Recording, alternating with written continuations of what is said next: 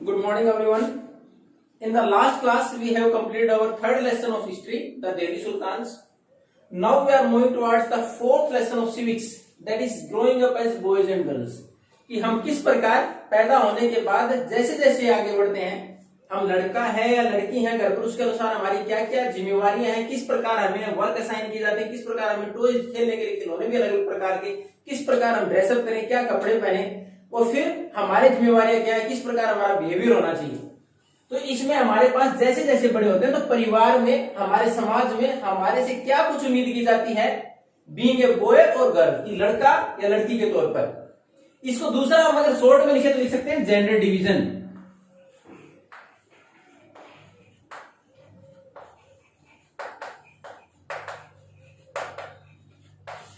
तो ये हमारा लेसन, इस लेसन में ये प्रयास किया गया कि हमारे समाज में किस प्रकार अलग अलग मान्यताएं हैं कि किस व्यक्ति किसको क्या काम करना चाहिए, किसके आधार पर, only on the basis of gender, की लड़का है कि लड़की, लड़की के लिए क्या सही है, कौन से काम सही है, क्या करना चाहिए, किस प्रकार के कपड़े पहनने चाहिए, किस प्रकार उसको बोलना चाहिए, किस प्रकार का उसका व्यवहार हो, और लड़कों के लिए क्या कुछ है।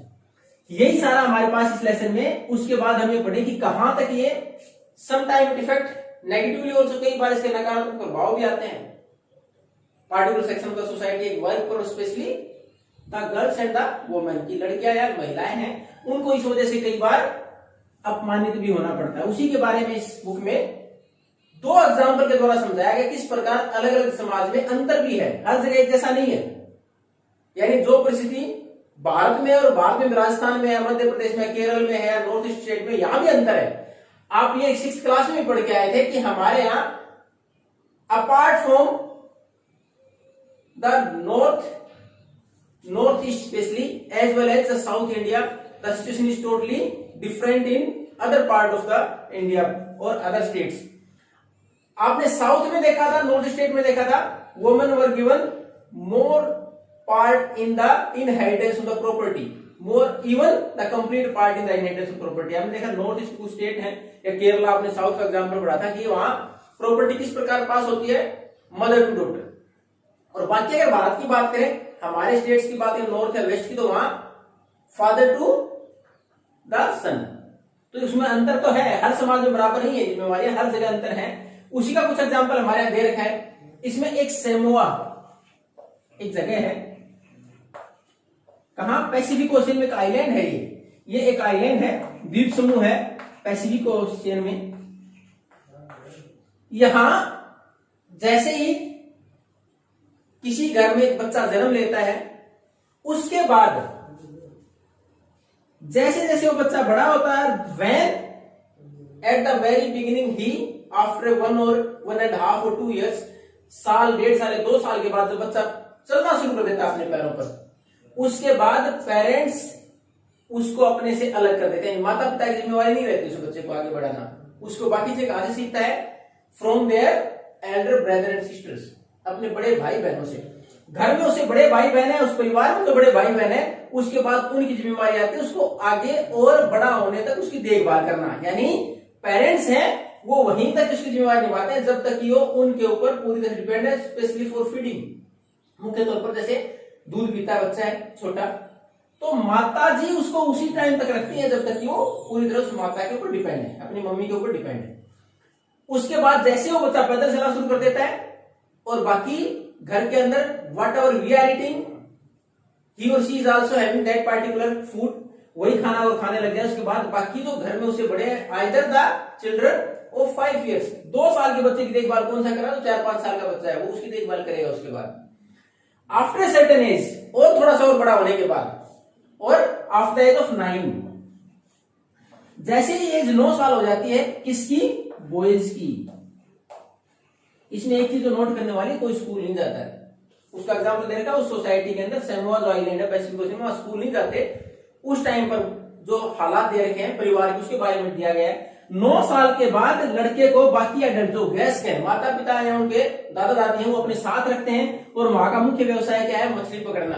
तो उसके बाद 9 साल का जब लड़का हो जाता है, उसके बाद उसको अपने साथ रखना शुरू कर देते हैं कि बाकी वो अब तक वो he was just taking care of their younger once, अपने जो छोटे भाई बहन थे और द सिबलिंग्स, जो छोटे भाई बहन, यंगर सिबलिंग्स, तो छोटे भाई बहन उनकी देखभाल करता था। जैसे वो बड़ा हुआ 9 साल से ऊपर चला गया, उसको जिम्मेवारी दे दी कि अपने साथ कि किस प्रकार मछलियां पकड़ी जाएंगी वो सिखाना। उसके बाद लड़कियों की जिम्मेवारी फिर भी वही रही, बाकी जो छोटे भाई बहन उनकी देखभाल करना। लेकिन when they turn to teenage, जैसे वो टीनेज में चली जाती हैं, यानी टीनेज 13 to 19, तो 13 और 14 की एज में जैसे लड़कियां चली जाती है, उसके बाद उनको भी अपने साथ जो एडल्ट है वो रखना शुरू कर देते हैं। सेम वो फिशिंग वगैरह भी सिखाते हैं उनको। उसके बाद यानी यहां कोई ज्यादा अंतर नहीं है। और इसमें एक अंतर देखो कि हमारे जो सोसाइटी अलग कैसे है। उसके बाद जो खाना बनाया जाता है, there are separate cooking houses, की अलग बनाने की व्यवस्था। जैसे हमारे किचन होते हैं तो वहां पूरे सोसाइटी जो पूरा परिवार है बड़ा, उसके लिए अलग व्यवस्था होती है खाना बनाने की। Most of the work is done by the boys और द मेल कैंडिडेट, तो ज्यादातर काम लड़कों के द्वारा होता है। द फीमेल और the girls just helping out in preparing the food, उसमें केवल हेल्प करते हैं, बाकी ज्यादातर काम लड़के करते हैं। ये तो था सैमोआ का एग्जाम्पल, जहां समाज में जैसे ही उस समाज की जो व्यवस्था है जो शुरुआत से है, उसमें लड़का और लड़की को पैदा होने के बाद 1-2 साल तक पेरेंट्स रखते हैं। जैसे वो पैदल चलना शुरू करता है, उसके बाद उसके जो बड़े भाई बहन है 5-6 साल के, वो उनको अपने साथ खेलना कूदना, उनको बड़ा करना उनकी जिम्मेवारी है। जैसे ही लड़का 9 साल का हो जाएगा तो बाकी उसको साथ में जो मुख्य व्यवसाय है उनका जो गुजारा करने के लिए फिशिंग करना, उसमें साथ रखते हैं। जैसे ही लड़की 14 साल की हो जाती है तो वो भी फिशिंग वगैरह काम भी सीखती है, उसके साथ बास्केट वीविंग, टोकरी वगैरह बनाना भी सीखती है। लेकिन खाना बनाने की जहां तक जिम्मेवारी, उसमें ज्यादातर काम लड़कों द्वारा किया जाता है, लड़कियां केवल उसमें हेल्प करती हैं। अब दूसरा एग्जाम्पल है हमारे मध्य प्रदेश का। और मध्य प्रदेश ही क्यों, ज्यादातर हमारे देश के ज्यादातर राज्यों में ऐसी व्यवस्था है। इसमें देखेंगे आपकी यहां शुरुआत में जो बच्चे हैं, यहाँ स्कूलिंग की व्यवस्था है, क्योंकि हमारा शिक्षा लगभग हर स्टेट में गवर्नमेंट की फैसिलिटीज है शिक्षा के लिए। तो जैसे जैसे बच्चे बड़े होते हैं उसके बाद 6th ऑनवर्ड, 6th क्लास के बाद, 6 नहीं प्राइमरी के बाद 6th क्लास से there are separate schooling for boys and girls. Madhya Pradesh की जो जगह दे रखी है वहां क्या है, अलग अलग व्यवस्था है लड़के और लड़कियों के लिए स्कूलिंग की, यानी स्कूल अलग अलग है, लड़के अलग स्कूल में जाएंगे, लड़के अलग स्कूल में जाएंगे। अब उसमें भी अंतर देखिए, लड़कियों के लिए स्कूल है, there is a courtyard in which they can play whenever they are going to get the games period और द स्पेयर टाइम और the lunch time, whatever it is, जो भी खाली समय मिलता है उनको खेलने के लिए। तो उस स्कूल के बीच में ही एक आंगन है जिसके चारों तरफ जो बिल्डिंग्स हैं वो है, और ये माना था उसके अंदर ही खेले, हो बाहर न जाए ताकि सेफ्टी रहे, सुरक्षा रहे। दूसरी तरफ जो बॉयज हैं उनके लिए बड़ा सा एक अटैच प्ले ग्राउंड है, यानी स्कूल के साथ एक बड़ा सा ग्राउंड है खुला, उसमें आराम से खेल सकते हैं वो। एक अंतर तो लड़कियों को शुरुआत से ये बताया जाता है कि आप कहीं ना कहीं you are in a danger zone, कि हाँ कहीं ना कहीं आप लोगों को खतरा है, सुरक्षा का खतरा है, या फिर आप समाज में आपको इस नजर से देखा जाता है कि आप अलग रहें। जबकि लड़कों को फ्री छोड़ दिया गया शुरुआत से ही, यानी 6th ऑनवर्ड से उनको फ्री छोड़ दिया गया, बराबर प्ले ग्राउंड है, कैसे ही खेलते हैं वो। लड़कियों को पहले से एक बाउंड्री सीमा बना दी कि आप इसे बाहर न जाएं सुरक्षा के तौर पर। दूसरा, जब स्कूल की छुट्टी होती है तो उसके बाद वो लड़कियां बिल्कुल स्ट्रेट लाइन में सैकड़ों की संख्या में स्कूल से निकलती है सीधा घर। दूसरी तरफ अगर बॉयज की बात करें, दे आर जस्ट वॉचिंग और observing those girls to move in the streets, वो बाहर खड़े होकर देखते रहते हैं। उसके बाद they even play with their bicycles और डू डिफरेंट ट्रिक्स, साइकिल पर जा रहे हैं, हाथ छोड़ के साइकिल चलाना, एक हाथ से साइकिल चलाना, आड़ी तिरछी करते हुए साइकिल चलाना, उन वैल्यू के इस प्रकार खेलते रहते हैं। दे आर जस्ट प्लेइंग, उनमें खेलते रहते हैं, शरारतें करते रहते हैं। दे आर स्टैंडिंग आइडल, बेकार खड़े रहते हैं वहां। जबकि लड़कियों की जिम्मेवारी, लड़कियों को क्या सिखाया गया कि जैसे स्कूल की छुट्टी हो सीधा स्कूल से घर, बीच में रुकती नहीं। जबकि वो लड़के हर प्रकार की शरारतें भी करते हैं, गलियों में खेलते भी हैं, इस प्रकार एंजॉय करते हुए घर आते हैं।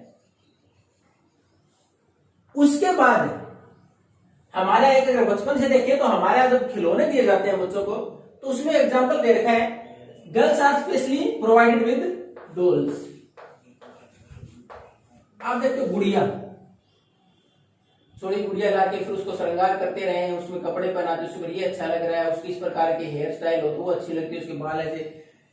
और बॉयज को ज्यादातर वो खिलौने आइदर विद ए गन और द कार, जिसमें कि फ्री होके बच्चा ये देखे कि हाँ बाहर के इन्वायरमेंट के अनुसार सर्वाइव करना है, उसको वो चीजें सिखाई जाती हैं। वहीं से अंतर पैदा होना शुरू हो जाता है। उसके बाद जैसे ही घर में बच्चा थोड़ा थोड़ा बड़ा होना शुरू होता है, उसको ड्रेसिंग सेंस, कि लड़की को क्या कपड़े पहनने चाहिए, लड़के को क्या कपड़े पहनने चाहिए, वही अंतर। उसके बाद थोड़ा सा और बड़ा हो जाए तो उसके बाद व्यवहार सिखाया जाता है कि लड़की को किस प्रकार व्यवहार करना चाहिए, लड़के को किस प्रकार व्यवहार करना चाहिए। उसके बाद लड़की की आवाज ज्यादा तेज न हो, not loud sound should be there, कि अगर घर में या बाहर कहीं बात करें चिल्लाए नहीं, ज्यादा तेज आवाज में बात न करें। लड़के के ऊपर इस प्रकार की बाउंडेशंस कम होती हैं। तो हमें शुरुआत से ही सिखाया जाता है कि लड़कियों की जिम्मेवारी क्या है, लड़कों की जिम्मेवारी क्या है, या उनको किस प्रकार ग्रो अप करना चाहिए। ये अंतर है। देखो सेवा में ऐसा कुछ नहीं था, लड़कियों को भी बराबर की जिम्मेवारी दी गई आफ्टर 4। देखो शुरुआत में लड़का हो चाहे लड़की, दोनों को अपने छोटे भाई बहन की जिम्मेवारी संभालनी है।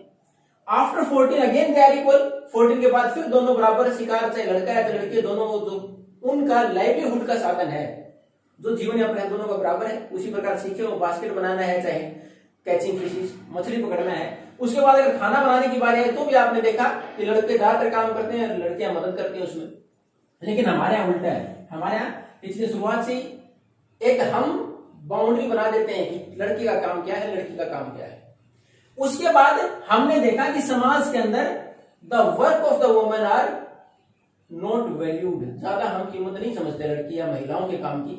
अब उसका एग्जाम्पल देखें, जैसे हमारे यहाँ हम बोलते हैं हाउस वाइफ, घर के लिए अगर माता जी है कहीं बाहर काम नहीं करते तो उसमें हम क्या कंसिडर करते हैं कि शी इज नॉट वर्किंग, क्यों काम नहीं करते। अगर कोई बाहर पूछे तो भी, तो इस प्रकार गृहिणी है काम नहीं करती। काम नहीं करती मतलब आप सुबह से काम तो देखें, सुबह जब आप उठते हैं उससे पहले आपकी मम्मी जी आपको उठी भी मिलती है, यानी अगर आप 6 बजे उठते हैं आपकी मम्मी 5 या 4 बजे उठ जाती हैं।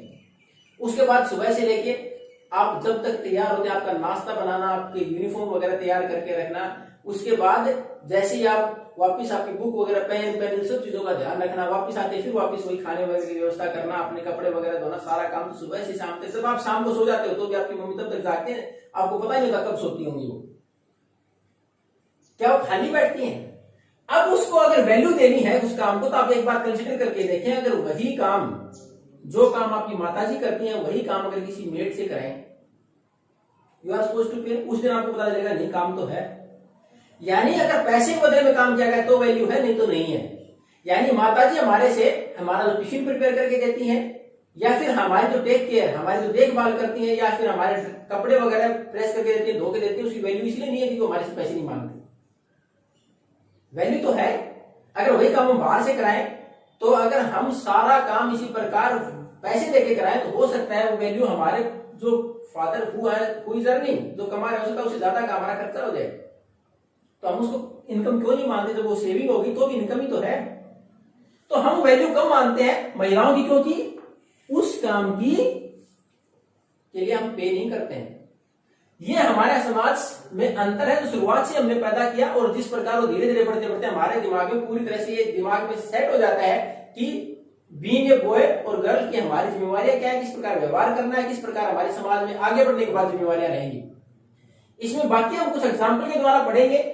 आगे हम ये भी देखेंगे किस प्रकार समय के अनुसार समाज के अंदर ये जो हमारे पास इस प्रकार का की जो सोच है उसमें अंतर भी आता है। जैसे जैसे एजुकेशन बढ़ी है, अगर आप अपने दादा दादी या मम्मी पापा से पूछेंगे उनके समय में क्या परिस्थितियां थी, किस प्रकार का अंतर था, तो आप देखोगे वैसा आज नहीं है। सुधार तो हुआ है, वैसा आज नहीं है। और उसके बाद आगे अगर जनरेशन में देखेंगे तो हो सकता है और इंप्रूवमेंट, और कुछ समय के बाद ऐसा हो कि ये जो अंतर है खत्म ही हो जाए। समय के अनुसार सोसाइटी में अंतर आता है, किस प्रकार आएगा हम अलग अलग एग्जाम्पल के साथ वापिस पढ़ेंगे। चलो, thank you and nice day.